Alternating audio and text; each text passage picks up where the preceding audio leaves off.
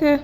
Selamat pagi Pak, perkenalkan kami dari kelompok 1 ingin mempresentasikan materi kami yaitu dampak negatif teknologi terhadap nilai-nilai Pancasila. Namun sebelumnya perkenalkan dulu, saya Rina Sari, Saya Sisman Junta. Saya Stefan Kuswaru. Saya Alvin Sari. dan selanjutnya kita akan masuk ke dalam materi. Jadi materi yang pertama yaitu dampak negatif teknologi terhadap nilai-nilai Pancasila. Jadi perkembangan teknologi informasi dan juga komunikasi itu membawa perubahan besar dalam kehidupan manusia. Nah, perubahan yang besar itu punya sisi negatifnya yang berpotensi untuk mengancam nilai-nilai luhur Pancasila yang dimana itu menjadi dasar negara kita. Lalu slide selanjutnya akan membahas mencederai segala pertama, yaitu ketuhanan yang Maha Esa. Jadi penyebaran konten negatif yang pertama. Jadi kan sekarang tuh kayak ada platform TikTok ataupun media Instagram dan juga Facebook kan. Nah di situ tuh bisa ada konten yang merendahkan agama ataupun keyakinan tertentu. Jadi itu yang membuat munculnya konflik antara umat beragama dan juga merusak kerukunan hidup di masyarakat.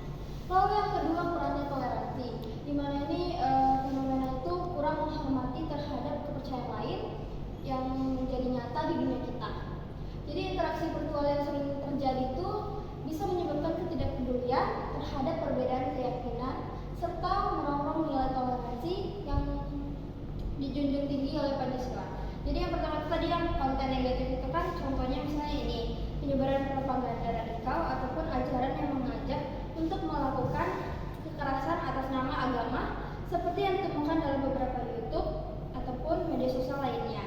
Jadi dampaknya itu bisa menyesatkan pemahaman agama dan menciptakan konflik antar kelompok. Nah, baik, di sini saya akan menjelaskan tentang mengancam sila kedua, yaitu kemanusiaan adil dan beradab. Yang ada itu cyberbullying, yang dimana perundungan di dunia maya menjadi ancaman nyata terhadap kemanusiaan. Perilaku ini dapat memicu trauma, depresi, dan bisa mengakibatkan bunuh diri. Lalu ada hate speech yang dimana yang menargetkan individu atau kelompok tertentu dapat merongrong nilai kemanusiaan atau ungkapan ini dapat memicu permusuhan, diskriminasi, serta kekerasan. Lalu itu ada empati tergerus yang dimana yang dangkal dapat menimbulkan empati dan kepedulian antara manusia. Kurangnya empati dapat membuat orang lebih mudah bersikap egois dan tidak peduli terhadap orang lain. Nah, baik di sini saya akan menjelaskan contohnya. Yang pertama itu ada penyebaran konten kebencian di diskriminasi, yang dimana kasusnya itu penyebaran kebencian ini di media sosial yang menyerang kelompok terutama berdasarkan suku, agama, dan ras. Contohnya konten-konten di platform media sosial yang menghasut kebencian atau diskriminasi terhadap kelompok tertentu. Misalnya agama seperti di Facebook atau Twitter yang menyebabkan ketegangan sosial. Dampaknya ini merusak nilai kemanusiaan, memperburuk atau mempecahkan sosial, dan menimbulkan kekerasan antar kelompok. Lalu eksploitasi pekerjaan melalui teknologi.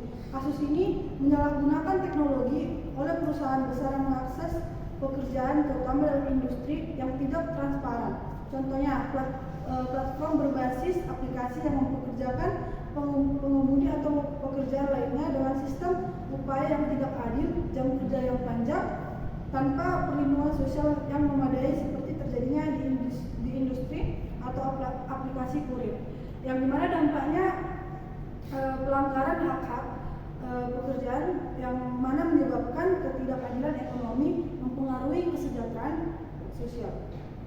Nah, lalu ada contoh yang ketiga itu pengawasan massal yang tidak etis.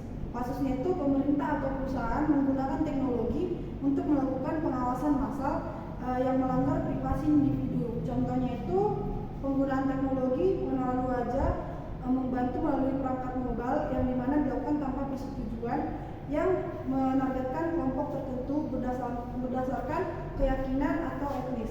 Dampaknya itu merusak hak asasi manusia, kebebasan pribadi, dan mengancam privasi individu. Nah, contoh keempat, ketidakadilan akses teknologi, yang dimana kasusnya ini ketidaksetaraan dalam akses teknologi antara kelompok masyarakat kaya dan yang miskin.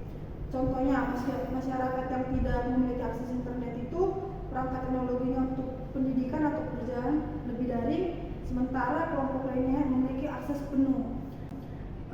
Ia meningkatkan kesenjangan sosial dan ekonomi serta memperburuk ketidakadilan dalam pendidikan, kesempatan serta pekerjaan.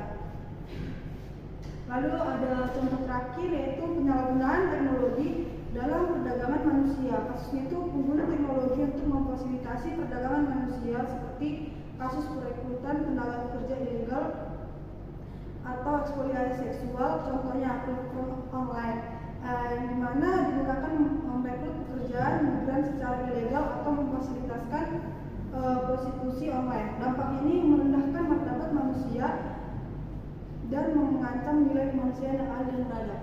Lanjut slide yang berikutnya. Nah, di sini ada merongrong sila ketiga atau persatuan Indonesia, yang dimana itu ada polarisasi.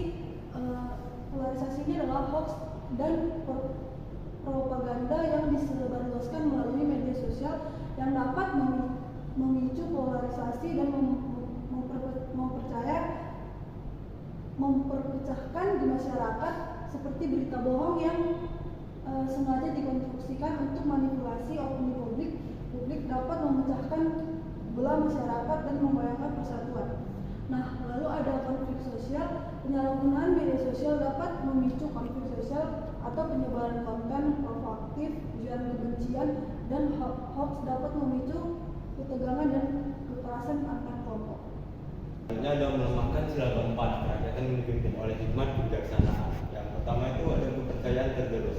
Penyebaran berita palsu di media sosial dapat merusak kepercayaan publik terhadap institusi pemerintah dan lembaga negara. Informasi yang tidak benar dapat memicu keraguan dan ketidakpercayaan terhadap pemimpin dan keputusan bersama.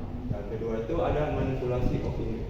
Teknologi dapat disalahgunakan untuk memanipulasi opini publik, kampanye hitam, dan serangan cyber yang diarahkan untuk menjatuhkan lawan politik dapat merusak tatanan demokrasi dan mengganggu jalannya pemerintahan. Nah, contohnya pada pemilu 2024 kemarin, hoax politik dan berita palsu tersebar luas melalui media sosial seperti WhatsApp dan Facebook untuk mempengaruhi pilihan masyarakat secara tidak sehat. Selanjutnya menghilangkan sila kelima, keadilan sosial bagi seluruh rakyat Indonesia. Yang pertama ada kesenjangan akses. Ketimpangan akses teknologi antara daerah perkotaan dan pedesaan mengakibatkan kesenjangan sosial dan ekonomi penduduk di daerah terpencil. Sulit mendapatkan manfaat teknologi untuk meningkatkan kualitas hidup dan kesejahteraan. Nah, kesenjangan akses ini contohnya ada ketidakadilan ekonomi dalam era digital. Kasusnya itu platform e-commerce besar seperti Tokopedia dan Shopee seringkali mendominasi pasar, menyebabkan UMKM tradisional sulit bersaing karena keterbatasan modal dan literasi digital. Dampaknya itu masyarakat kecil semakin terkucilkan dalam ekonomi digital. Nah, selanjutnya ada penyalahgunaan platform. Platform digital dapat disalahgunakan untuk kepentingan pribadi yang merugikan orang lain, misalnya penipuan online, pemalsuan identitas, dan pencurian data pribadi. Nah, selanjutnya mencari solusi untuk masa depan. Ada 3 poin. Pertama itu literasi digital, penegakan hukum, dan teknologi untuk Pancasila. Jadi literasi digital ini meningkatnya penyebaran informasi palsu atau hoax di media digital membuat masyarakat sulit membedakan mana informasi yang benar atau salah, sehingga mengancam persatuan dan keadilan sosial. Jadi masyarakat perlu dididik dan dilatih untuk memiliki literasi digital yang baik, kemampuan untuk menyaring informasi serta memahami dan menilai sumber informasi dan menghindari hoax dan propaganda. Kedua itu penegakan hukum. Jadi pemerintah perlu menegakkan hukum yang tegas terhadap penyalahgunaan teknologi untuk menjaga keamanan dan ketertiban masyarakat. Jadi misalnya maraknya tindakan korupsi dan penyalahgunaan hukum yang bertentangan dengan nilai keadilan dalam Pancasila. Jadi kita dapat melakukan solusi menyelenggarakan program edukasi hukum yang menanamkan kesadaran tentang pentingnya integritas dan tanggung jawab. Ketiga, teknologi untuk Pancasila.